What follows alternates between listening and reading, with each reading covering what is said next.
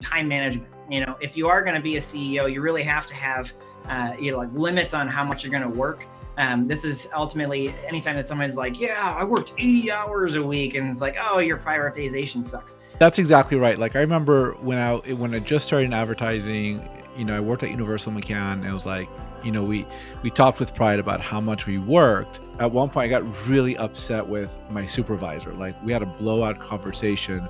He was like, Robert, just because you're working a lot doesn't mean you're working hard or you're more productive. I mean, it's good that you're working a lot, but that might also be a sign that you're not working smart enough or effective enough, etc. So like that resonates with me. It's such an important thing to like realize, because it's much better to work, a 40 or 50 hour week than an 80-hour week. Like you won't burn out. You'll be happier. You'll have a work-life balance.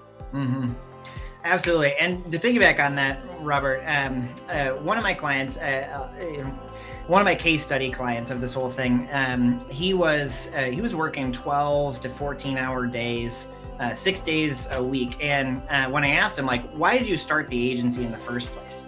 And he was like, oh, I want to be closer to my family. And I was like, oh, man.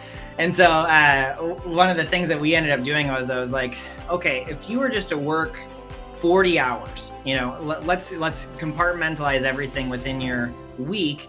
And that way, if you don't get 100% done, but you get 20% done, but it's the 20% that makes all the difference. Let's figure out how to make that kind of just a living reality for you. And within 6 weeks, he went from the 14-hour days to 8-hour days. And then in his 4th month, he quadrupled his revenue